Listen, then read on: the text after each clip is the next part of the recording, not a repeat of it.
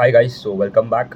So in this video, I'm going to cover a company called 5 Star Business Finance. ठीक है, अभी 5 Star Business Finance is a MSME lender. तो क्या करता है MSME? मतलब ये माइक्रो स्मॉल मीडियम एंटरप्राइजेस को लेंडिंग करते हैं। क्या हो गया उसका मतलब? दे लेंड टू, आप देखो, फ्रूट वेंडर्स हो गए आपके, कोई साइकिल का शॉप है, कोई टी स्टॉल चला रहा है, कोई किराना स्टोर है, शॉपकीपर लोन्स हो गए। ये सब जो कस्टमर्स है, इनके ऊपर फोकस करता है। ठीक है, तो ये कहाँ पे लेंडिंग करता है? Tier 3, 4, 5 सिटीज़ में लेंडिंग करता है। एंड इनका आप देखो लोन अमाउंट जो है, average ticket size ranges from around 3 to 5 lakh, 4-5 lakh के आसपास का एवरेज टिकट साइज होता है एंड 100% सिक्योर्ड होता है। ठीक है, तो अब ऐसा नहीं है कि मतलब माइक्रो फाइनेंस जैसा कि अगर कस्टमर भाग गया तो मतलब आपको पूरा प्रोविजन करना ही पड़ेगा, क्योंकि कोलैटरल तो कुछ है ही नहीं। तो यहाँ पे एक अच्छा बात यही है कि मतलब इनको प्रॉब्लम है, इनको अभी प्रॉब्लम फेस कर रहे हैं, but not at a scale eight win micro finance में था, जिससे मतलब वहाँ पे तो लॉस बता दिए थे, बट अभी वहाँ पे भी स्टेबलाइज हो रहा है एंड सिचुएशन इज इम्प्रूविंग वहाँ पे। अभी इन पे इसके ऊपर आ जाते हैं। अभी इनके टोटल ब्रांचेस कितने? अराउंड 767 ब्रांचेस है। They added around 19 branches in Q1। इनका AUM का साइज है अराउंड 12,500 करोड़। तो थोड़ा पहले ओवरव्यू दे दूँ, ये माइक्रो फाइनेंस का MSME स्पेस में क्या प्रॉब्लम चल रहा है। यहाँ पे 3 जो कंपनीज है MSME स्पेस में, दैट इज़ 5 स्टार बिजनेस हो गया, SBFC finance, mass financials and और एक है फेड बैंक फाइनेंशियल, बट उनका मैंने अभी तक रीड नहीं किया है इन प्रेजेंटेशन एंड ट्रांसक्रिप्ट, तो मुझे उतना आइडिया नहीं है वहाँ पे क्या चल रहा है। बट हाँ, the biggest player Bajaj finance, उन्होंने सबसे पहले इंडिकेशन दिया कि भाई MSME में हमको प्रॉब्लम लग रहा है and it would be the slowest growth division उनका, मतलब जो, क्योंकि बजाज फाइनेंस सब जगह लेंडिंग करते हैं। आप ले लो कमर्शियल व्हीकल, ले लो माइक्रो फाइनेंस, ले लो MSME, ले लो होम लोन, ले लो लैप, ले लो, सब सेगमेंट में प्रेजेंट है। जो आप सोच सकते हो वहाँ पे लेंडिंग करते हैं। Consumer durable, personal loan, credit card loan, सब जगह प्रेजेंट है। ठीक है, तो इसलिए it is important to read the market leader. Bajaj finance हो गया, चोला फाइनेंस, इनका अगर आप रीड कर लेते हो कॉन कॉल्स एंड प्रेजेंटेशन, उनका मैनेजमेंट का टोन अगर आप समझ लेते हो क्या चल रहा है, पूरा एनवायरनमेंट क्या चल रहा है इन द लेंडिंग स्पेस, आपको पूरा समझ आ जाता है। तो उन्होंने they were the first one to indicate कि भाई माइक्रो MSME वाले स्पेस में हमें थोड़ा प्रॉब्लम लग रहा है, यहाँ पे customers are not paying their EMIs। ठीक है, एसेट क्वालिटी डिटीरियोरेट हो रहा है, इसलिए डिसबर्समेंट में वापस स्लो हो रही है। तो आप देखो, एज दे टोल्ड, उसके बाद जैसे जैसे रिजल्ट आया, ठीक है, मास का रिजल्ट आया, उन्होंने, उनका तो पहले से मतलब दे यूजुअली ग्रो एट 20-25%, उनका गाइडेंस भी वही है, बट उनका क्रेडिट कॉस्ट थोड़ा एलिवेटेड है। SBFC फाइनेंस जो मतलब जो अच्छा कर रहा था अभी तक, मतलब they are doing still great, उनका गाइडेंस इज इंटैक्ट, बट उन्होंने क्रेडिट कॉस्ट का गाइडेंस थोड़ा बढ़ा दिया। ठीक है, जो उन्होंने बोला था 1% रहेगा, इट इज़ नाउ 1.2% के आसपास का क्रेडिट कॉस्ट का गाइडेंस कर दिया। मतलब क्या, थोड़ा उनको प्रोविजन्स बढ़ गए, समझ लो। बेसिकली प्रोविजन्स क्या होता है, by the way, if you are not understanding any of this term like provision, credit cost, ROE, ROA, I have made a in depth एक कोर्स बना है द लेंडिंग प्लेबुक करके, 6 to 7 आवर्स के आसपास का कोर्स है। आपको पूरा लेंडिंग स्पेस समझ आ जाएगा फ्रॉम द बेसिक्स, कि भाई बैंक पैसा बनाता है, to analyzing any of the ratios जो भी इंपॉर्टेंट है। एंड फिर I have also done P2P analysis पूरे सेक्टर का, मतलब MSME space, diversified NBFC, housing finance, micro finance हो गए, ये सब का मैंने इन डेप्थ P2P एनालिसिस भी किया। तो मतलब आपको पूरा समझ आ जाएगा कि पूरा चेकलिस्ट क्या होता है while analyzing any of the lending place, क्योंकि ये पूरा कॉम्प्लिकेटेड है। यहाँ पे हम बेसिकली कंज्यूमर कंपनी तो it is easy to analyze, कि यहाँ तो B2C कंपनी है। तो यहाँ पे थोड़ा NBFC माइक्रो फाइनेंस, ये जो लेंडिंग स्पेस है वो थोड़ा कॉम्प्लिकेटेड होता है। तो you can register, the link is down below, तो वो देख लेना। अभी AUM का ग्रोथ इनका कितना है? 20%। तो अभी इनको भी एक क्या प्रॉब्लम हुआ इनका, I guess Q1 Q2 of FY25 तब तक ग्रोथ बराबर था। ठीक है, दे यूज टू ग्रो, उनका गाइडेंस रहता था to grow by 30% plus, and वो करता था भी 30% प्लस ही करता था। 30% का गाइडेंस था, 30% प्लस ही करता था हमेशा पहले, टिल Q2। फिर Q2 में आया, उनका कॉन कॉल हुआ। ठीक है, वहाँ पे बोल दिया कि we will not be able to do 30%, we are revising that guidance, growth guidance from 30 to 25। तो एक प्रॉब्लम वो हो गया, एक प्रॉब्लम वो है। दूसरा प्रॉब्लम ये हो गया कि जो रेट पे वो लैंड करता है, ठीक है, विच इज़ कॉल्ड यील्ड जो होता है, मतलब जो रेट पे वो लैंड करता है टू कस्टमर्स लाइक अस, ठीक है, वो 24% था पहले। ठीक है, अभी वो उन्होंने बोला इन क्वार्टर टू के कॉन कॉल में, वो हमें उन्होंने बोला जो अब अभी हम जो नवी नए जो लोन्स देंगे, ठीक है, इंक्रीमेंटल जो यील्ड होंगे उनके, दैट विल बी 22%। मतलब क्या, जो अब जो 24% पे पहले लेंड करते थे वो अभी आ गया 22%। तो इसलिए उनका मार्जिन भी कंप्रेस हो रहा है, ठीक है। स्प्रेड जो बोलना है, निम स्प्रेड जो हो रहा है दैट इज कंप्रेसिंग। तो ये दो साइन है जो हमें मालूम पड़ जाता है कि भाई company is not doing great and यहाँ पे प्रॉब्लम है।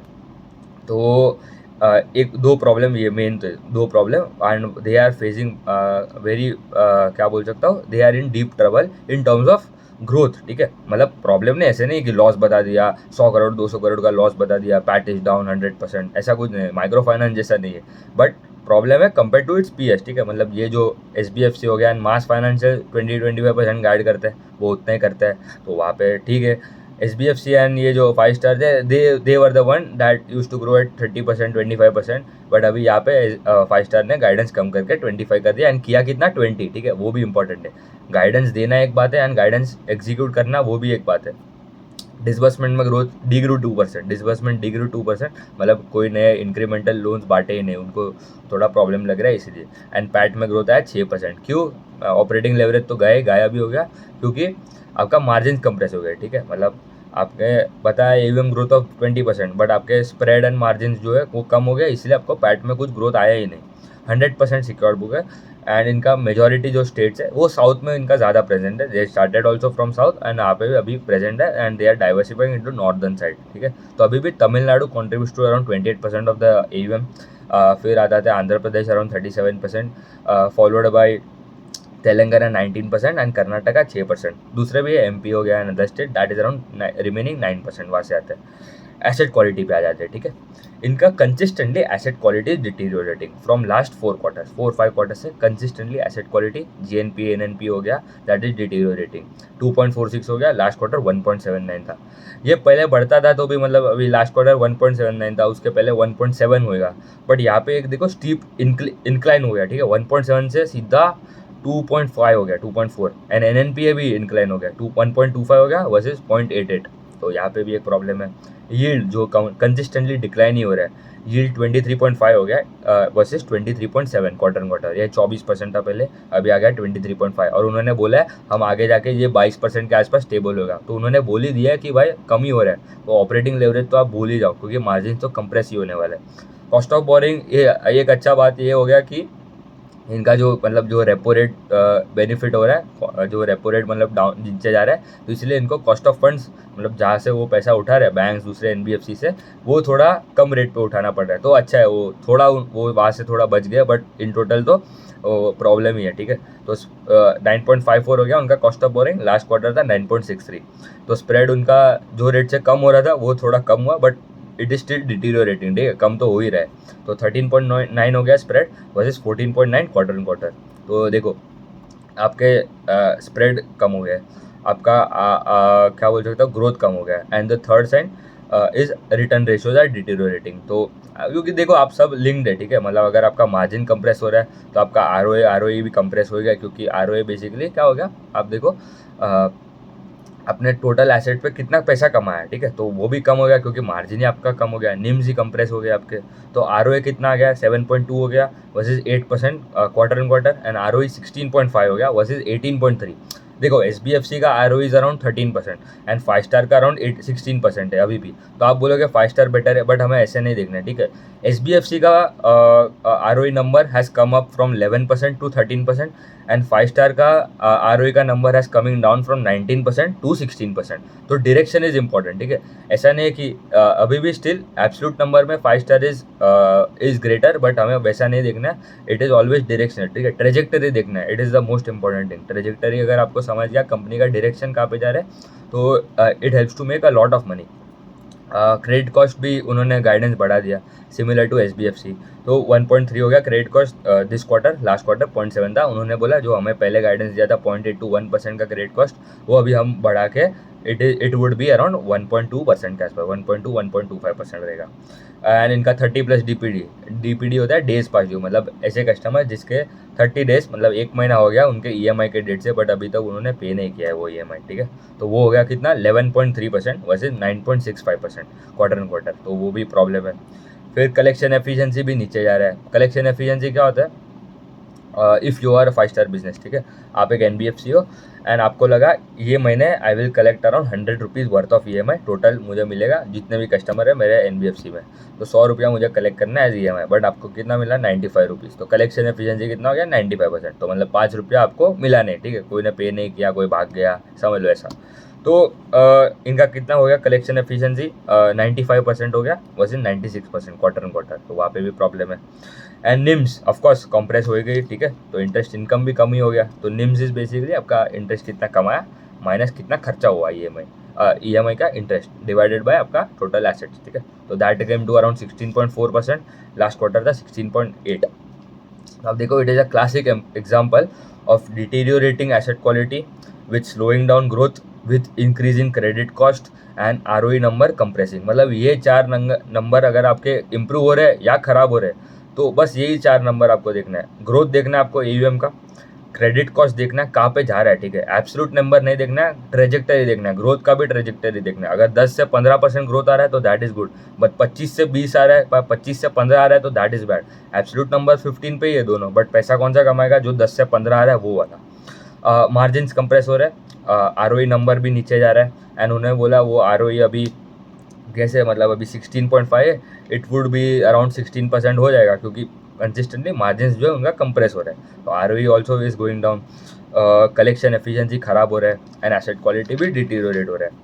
अभी उन्होंने ये मेन उन्होंने बोला प्रॉब्लम्स कहाँ पे उनको, इट इज़ इन द उनका जो एक सेगमेंट है जो लेस देन 3 लाख का टिकट साइज है वहाँ पे, ठीक है, वहाँ पे बहुत स्लो डाउन है एंड वहाँ पे उनका एसेट क्वालिटी बहुत खराब हो रहा है। तो they are now focusing more on the जो थोड़े हायर टिकट साइज वाले सेगमेंट, मतलब 5 लाख 10 लाख वाले सेगमेंट में ज़्यादा फोकस कर रहे हैं। एंड उन्होंने बोला ये जो प्रॉब्लम है it would continue in Q2 and after that only there will be some sort of improvement in terms of growth, in terms of asset quality, in terms of credit cost. तो H2 में अच्छा रहेगा थोड़ा compare to H1। And month on month improvement तो हो रहा है, but कोई खास गाइडेंस में कुछ चेंजेस नहीं आया, ठीक है, month on month collection efficiency is improving, but कोई गाइडेंस में कुछ चेंज नहीं है। एंड उन्होंने बोला आंध्र प्रदेश में थोड़ा ज़्यादा प्रॉब्लम है कंपेयर टू कर्नाटका। तो यहाँ पे कर्नाटका में आप देखो ये जो ऑर्डिनेंस बिल पास हुआ था, ठीक है, ये जो micro finance company like credit axis ग्रामीण हो गया, उनको भी मतलब मेजर प्रॉब्लम वहाँ पे हो गया था, but still they have come out very great in terms of growth. जो भी मतलब जो आप बोले कि ग्रोथ तो 2-3% है, बट आप देखो जो पार एक्रीशन जो मतलब माइक्रो फाइनेंस स्पेस में हम देखते हैं that is significantly improving, and उनका गाइडेंस भी अच्छा खासा है कि भाई 15% का ग्रोथ आ जाएगा इन FY26, ठीक है, जो मतलब 0% ग्रोथ से 15% का ग्रोथ आ रहा है। एंड अभी गाइडेंस पे आ जाता है, ठीक है, that is the most important thing. इनका गाइडेंस क्या है, AUM growth in FY26 to be around 25% and PAT का ग्रोथ 12 से 15%। देखो एयूएम का ग्रोथ 25% आ रहा है, बट पैट का ग्रोथ का गाइडेंस कितना 12 से 15, क्यों, क्योंकि ये जो यील्ड उन्होंने जो कम किया ना वो एक बहुत बड़ा प्रॉब्लम हो गया, क्योंकि वहाँ से मार्जिन कंप्रेस हो गया, क्योंकि आपका स्प्रेड कंप्रेस हो जाएगा, मार्जिन कम हो गया तो आपका ऑपरेटिंग लेवरेज तो आप भूल ही जाओ, तो वहाँ पे एक मेन प्रॉब्लम है। एंड क्रेडिट कॉस्ट का गाइडेंस भी बढ़ा दिया, ठीक है, जो पहले बोला था 0.8 to 1%, 0.75 to 1% वो बोला था, वो अभी बोल रहा है इट वुड बी अराउंड 1.25% के आसपास, तो एक वहाँ पे प्रॉब्लम है।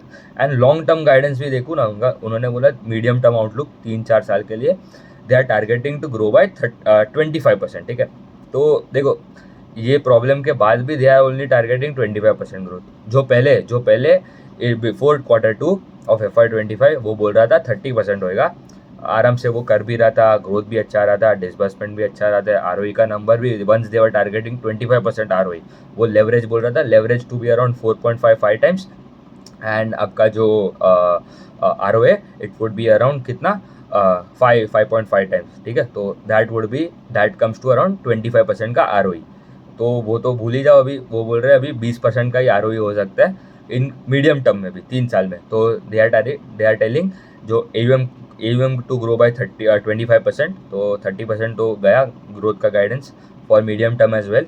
ROA जो है दैट वुड ड्रॉप टू 7%, तो एंड लेवरेज जो है दैट वुड किक इन, तो that would help to increase the leverage to around अभी कितना 2.5 के आसपास होएगा उनका leverage, that would go to 3 times. तो ROA ऑफ अराउंड 7 एंड आपका ROE ऑफ अराउंड 3, ठीक है, sorry, ROA of around 7 and आपका लेवरेज ऑफ अराउंड 3 टाइम्स, तो 7 इंटू 3 21% का उनका ROE हो जाएगा in upcoming 2 to 3 years.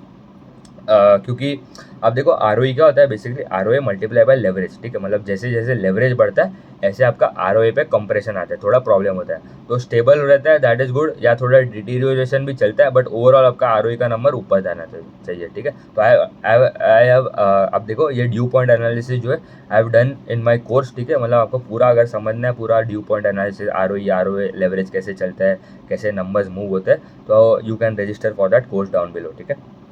And yield जो था उनका, जो रेट पे वो लैंड कर रहा था, उन्होंने बोला वो कंप्रेसिव होगा फॉर नेक्स्ट 3 ईयर्स, तो 65 to 70 बिप्स मतलब बेसिस पॉइंट, मतलब 0.6 to 0.7% compression for next 3 years, तो दैट वुड कम टू 22% का ओवरऑल यील्ड हो जाएगा। तो ये बेसिकली उन्होंने कम क्यों किया आप बोलोगे, क्योंकि कॉम्पिटिशन की वजह से, तो ये मास हो गया, ये SBFC हो गया, उनका उतना भी यील्ड नहीं है, ठीक है।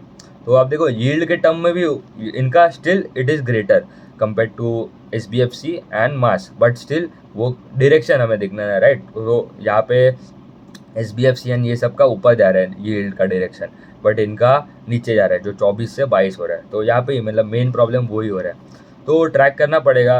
अगर ये कंपनी गाइडेंस अगर फिर से बढ़ा देता है तो अच्छा है, तो अच्छा है, क्योंकि पहले भी अगर आप देखो they were the one that are growing at 30%, SBFC से भी ज़्यादा ग्रोथ आ रहा था इनका, बट उसके बाद दोनों का ग्रोथ सिमिलर हो गया, एंड SBFC ने तो गाइडेंस चेंज नहीं किया, गाइडेंस इंटैक्ट था, एंड उसने ग्रोथ भी मतलब ओवर डिलीवर किया उनके गाइडेंस से, वेरेज 5 स्टार जो गाइडेंस डाउनवर्ड रिवाइज किया था उन्होंने वो भी अचीव नहीं हुआ, ठीक है। तो मतलब 25% जो बोला था FY25 के लिए कितना कितना किया 23, just a tad below, but अभी वो बोल रहे हैं अभी तो पहले क्वार्टर में तो 20% ही हुआ है growth, वेरेज SBFC has grown by 30%, तो the gap is widening between the two big players, जहाँ पे वैल्यूएशन भी सिमिलर थे, बट यहाँ पे अभी 5 स्टार का मतलब बहुत डी रेटिंग हो रहा है, ठीक है।